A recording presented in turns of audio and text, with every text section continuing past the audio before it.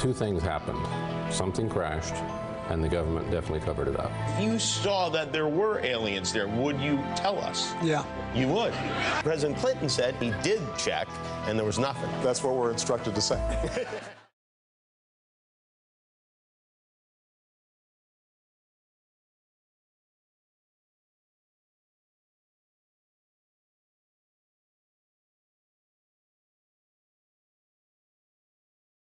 Everything our Bible tells us is absolutely forbidden. Our federal government has been a part of this since the 40s. And I want to add, back in the 40s, they still promoted the idea of a Christian nation of America. Yet behind the scenes, it just goes to show that the people in charge of our government have been pacifying the society since the beginning.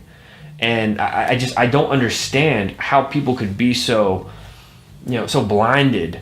We present the information. This is what they said in the 40s, and it's only gotten worse over the years. Now, let me just call that when a man or a group of men began to communicate with these entities, the hunger for power gets greater and greater and greater, and then you're no longer trying to get answers. You're now wanting to ask them to give you blessings. You're now getting technology and information from these entities, and you're utilizing it in the way that you structure your government moving forward. And you would say, well, why would these entities need the government?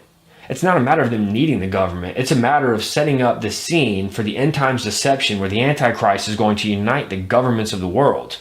It's all part of their long game. They've been working on this since the beginning of time. It didn't work at the Tower of Babel. The Lord ended it quickly, but here we are today. Where are we today, and what happened between then and now? Well, what we find out is that one of our contacts, Stan Deyo, who, by the way, Tom Horn gave us a great endorsement of Stan Deyo. Tom Horn, before his house burned down years ago, he had this big newspaper article from the UK. And standing on the cover with these other elite doctors and scientists, it's Stan Deyo. And they're giving him credit in the UK, public knowledge that he's working on anti-gravity craft. Now, the film that we did called The Hollow Earth Chronicles, we did a whole segment in that film on Operation High Jump. This was a joint task force between the American government, the British government, and the Australian government, headed by the U.S. and Admiral Byrd.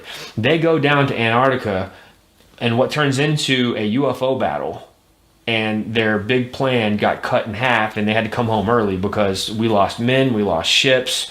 There's stories of UFOs coming up out of the water and just cutting ships in half with laser. I mean, just crazy stuff that you only see in movies.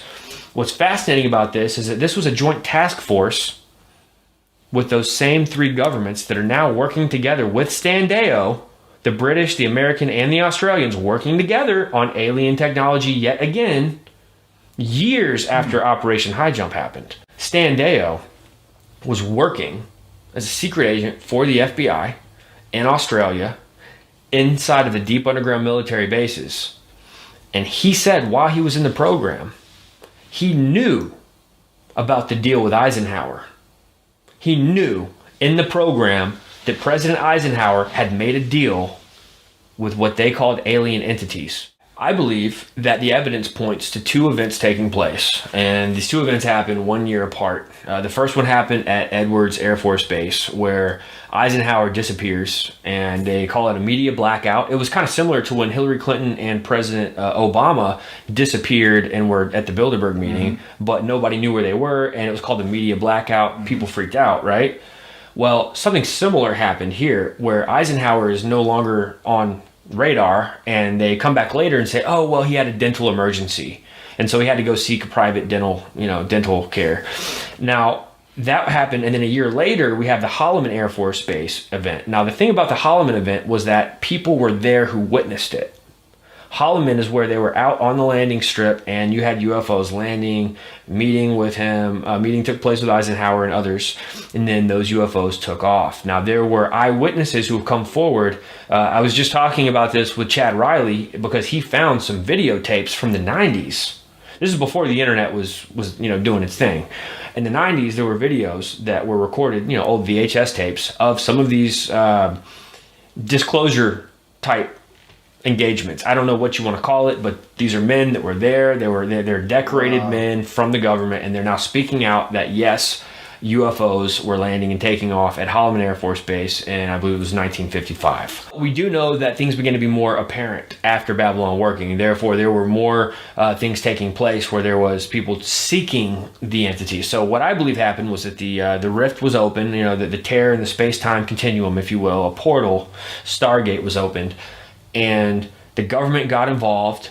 The feds got involved. Once they began to communicate with the entities, there was now a relationship being built, and it was no longer shock value that there are these entities who want to work with us. So I think that was definitely an open door, no pun intended, for those entities to now be communicating with President Eisenhower years later. Not too many years later, but a few years later. They're now meeting with Eisenhower. And so the story goes like this.